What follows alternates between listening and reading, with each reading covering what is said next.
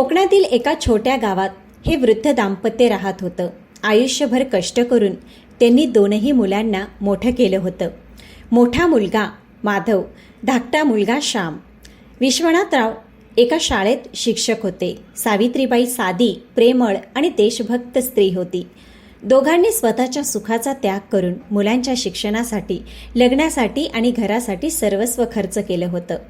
विश्वनाथराव नेहमी म्हणायचे, आईवडिलांचं खरं धन म्हणजे त्यांची मुलं असतात, पण त्या धनाची किंमत मुलांना वेळ आल्यावरच समजते. सावित्रीबाई हसत म्हणायच्या, आपण चांगुलपणा पेरला आहे हो, देव आपल्याला कधीच एकटं सोडणार नाही. पण काय माहिती, काळाच्या पुस्तकात काही वेगळंच लिहिलं होतं. त्यांनी खूप कष्ट करून दिवस काढले होते. विश्वनाथराव सकाळी 4 वाजता उठून शिकवण्या घ्यायचे, दिवसभर शाळेत जायचे आणि रात्री पुन्हा विद्यार्थ्यांना शिकवायचे. सावित्रीबाई शिवणकाम करून घर खर्च भागवत होत्या. माधव इंजिनियर झाला आणि तो मुंबईला नोकरीला लागला. श्यामने व्यवसाय सुरू केला आणि तो पुण्यात स्थायी झाला. दोघांच्या लग्नानंतर घरात आनंदाचं वातावरण होतं. मोठी सून कविता आधुनिक विचारांची होती आणि धाकटी सून साधी, समंजस आणि मोठ्या मनाची होती. काळ पुढे जात राहिला. मुलं त्यांच्या संसारात रमली होती. आता विश्वनाथराव आणि सावित्रीबाईंच्या वाट्याला निवृत्ती आणि एकटेपणा आला होता. विश्वनाथराव निवृत्त झाले. पेन्शन थोडी होती. गावातील मोठं घर जुनं झालं होतं. एके दिवशी सावित्रीबाई म्हणाल्या, आता आपण म्हातारे झालो आहोत, कधी ना कधी मुलांकडे राहावंच लागेल. विश्वनाथराव शांतपणे म्हणाले, घर कोणाचं मोठं आहे हे पाहू नकोस, मन कोणाचं मोठं आहे हे बघ. सावित्रीबाईंच्या डोळ्यात पाणी आलं. मोठ्या मुलाकडे त्यांनी जाण्याचा निर्णय घेतला. माधवने फोनवर सांगितलं, बाबा तुम्ही मुंबईला या, इथे सगळ्या सुविधा आहेत, डॉक्टर्स आहेत, चांगली औषधं उपलब्ध आहेत आणि तुम्ही चांगल्या आरामात राहू शकता. सावित्रीबाईंना आनंद झाला. पाहिलंत ना, आपला मोठा मुलगा किती काळजी घेतो, त्या म्हणाल्या. विश्वनाथराव फक्त हसले. मुंबईतील उंच इमारतीत पोहोचल्यावर माधवने आदराने स्वागत केलं, पण कंचनच्या चेहऱ्यावर आनंद नव्हता. पहिल्या 2 दिवसात सर्व ठीक होतं. 3ऱ्या दिवसापासून वातावरण बदलू लागलं. कंचन कुजबुजली. आपल्या फ्लॅटमध्ये आधीच जागा कमी आहे. मुलांच्या अभ्यासावर परिणाम होत आहे.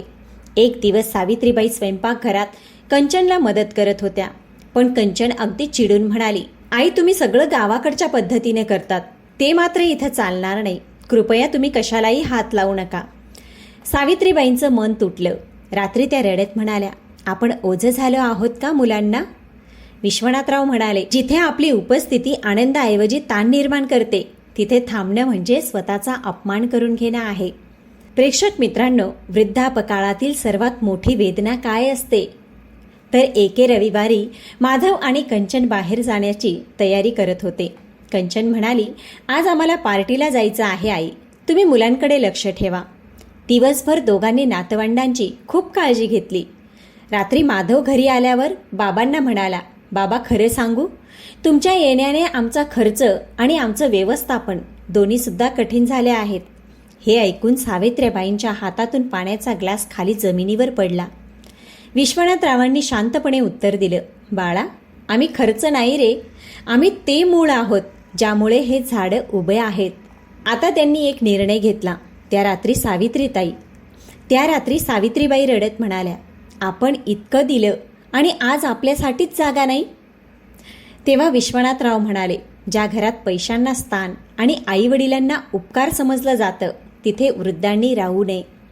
दुसऱ्या दिवशी त्यांनी शांतपणे गावाला जाण्याची तयारी केली. माधवने अडवण्याचा प्रयत्न केला, तेव्हाच त्यांना धाकट्या मुलाचा फोन आला. बस स्थानावर पोहोचताच श्यामचा फोन आला. माधवने त्यांना अडवण्याचा प्रयत्न केला, पण बस स्थानावर पोहोचल्यावर त्यांना श्यामचा फोन आला. बाबा तुम्ही थेट पुण्याला या, मला सर्वच समजलं आहे. तुमचं घर म्हणजे माझं हृदय आहे. विश्वनाथराव काही क्षण शांत राहिले. बाळा आम्ही भार नाही ना होणार तुमच्यावर.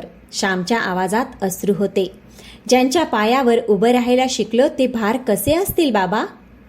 श्याम आणि मीरा दोघे स्टेशनवर आले. मीराने सावित्रीताईंचे पाय धरले. आई तुमच्या येण्याने आमचं घर मंदिर झालं आहे. सावित्रीबाईंच्या डोळ्यात आनंद अश्रू आले. नातवंड धावत आली. आजोबा आता तुम्ही कायम आमच्या सोबतच राहणार ना? विश्वनाथरावांच्या डोळ्यातून अश्रू वाहू लागले. मीराने त्यांच्या खोलीत देवघर, आरामदायक पलंग आणि सावित्रीताईंसाठी विणकामाचं टोपलं ठेवलं होतं. ती म्हणाली, आई, घर मोठं असण्यापेक्षा मन मोठं असणं महत्त्वाचं आहे. तेव्हा विश्वनाथराव हसले. सून नसून तू आमच्या मुलीसारखी आहेस बाळा. पुण्यात त्यांचे दिवस आनंदात जाऊ लागले. विश्वनाथराव नातवंडांना गोष्टी सांगत, सावित्रीबाई त्यांना संस्कार शिकवत. घरात शांतता, प्रेम आणि आदर भरून राहिला. श्याम म्हणायचा, आई, बाबा, हे घराचे आशीर्वाद असतात. त्यांच्या उपस्थितीने लक्ष्मी टिकते. श्याम म्हणायचा, आई, बाबा, हे घराचे आशीर्वाद असतात. त्यांच्या उपस्थितीने लक्ष्मी टिकते. मात्र काही दिवसात काळाने असं वळण घेतलं. माधवची नोकरी गेली. गुंतवणुकीत नुकसान झालं. कंचन दिवसेंदिवस तणावग्रस्त राहू लागली. घरातील भांडणे वाढली. एक दिवस माधव एकटाच बसला होता. त्याला बाबांचे शब्द आठवले. मूळ मजबूत असेल तरच झाड टिकतं. त्याच्या डोळ्यात पश्चाताप दाटून आला. माधव पुण्यात श्यामच्या घरी आला. त्याने दार ठोठावलं. दार उघडताच समोर सावित्रीबाई दिसल्या. त्याने त्यांच्या पायावर डोकं टेकवलं. आई, मला माफ करा. मी सुखाच्या गर्वात आंधळा झालो होतो. सावित्रीबाईंच्या डोळ्यात मायेचे अश्रू होते. आईचं हृदय राग ठेवत नाही रे बाळा. विश्वनाथराव म्हणाले, चूक मान्य करणारा माणूस आधीच अर्धा महान असतो, कारण त्याने पश्चात्ताप केलेला असतो. कंचन सुद्धा नंतर तेथे आली. ती रडत म्हणाली, आई, मला वाटायचं सुविधा म्हणजे सुख, पण प्रेमाशिवाय घर रिकामं असतं. मीराने तिचा हात धरला. घर जिंकायचं असेल तर अहंकार नाही, आदर करावा लागतो. एका संध्याकाळी सर्व कुटुंब एकत्र बसलं होतं. विश्वनाथराव म्हणाले, म्हातारपण म्हणजे शरीर कमकुवत होणं, पण मनाला प्रेमाची जास्त गरज असणं. वृद्धांनी त्या घरी जावं जिथे त्यांना ओझे नव्हे तर आशीर्वाद मानलं जातं. जिथे वेळ नाही, आदर नाही आणि उपस्थितीचा कंटाळा आहे, तिथे न राहिलेलेच बरं. आणि जिथे दोन प्रेमाचे शब्द आहेत, तिथे झोपडीसुद्धा स्वर्ग बनते. सर्वांच्या डोळ्यात अश्रू होते. काही महिन्यांनी विश्वनाथराव आणि सावित्रीबाई गावात परतले. मंदिरात सत्संग आयोजित करण्यात आलं होतं. विश्वनाथरावांना बोलण्याची विनंती झाली. ते म्हणाले, मी आयुष्यात 2 घरं पाहिली. एक मोठं होतं पण मनाने अरुंद. दुसरं साधं होतं पण प्रेमाने विशाल. म्हातारपणात मुलांची संपत्ती पाहू नका, त्यांच्या मनातील जागा पहा. जिथे आदर आहे तिथे राहा. जिथे अपमान आहे तिथून शांतपणे निघून जा. संपूर्ण गाव विश्वनाथरावांचे शब्द स्तब्ध होऊन ऐकत होते. वर्ष पुढे सरकत होती. विश्वनाथराव प्रकृतीने अशक्त होत गेले. एके रात्री त्यांनी दोन्ही मुलांचे हात हातात घेतले. माझ्या मुलांनो, संपत्तीपेक्षा संस्कार मोठे असतात. आई वडिलांची सेवा करणारा कधीच गरीब राहत नाही. सावित्रीबाईचा हात हातात घेऊन ते म्हणाले, आपण आयुष्यभर प्रेम पेरलं, आज त्याचं फळ दिसत आहे. त्या रात्री शांतपणे त्यांनी देह ठेवला. घरभर अश्रूंचा पूर आला. विश्वनाथराव गेल्यानंतर त्यांच्या वहीत एक संदेश सापडला.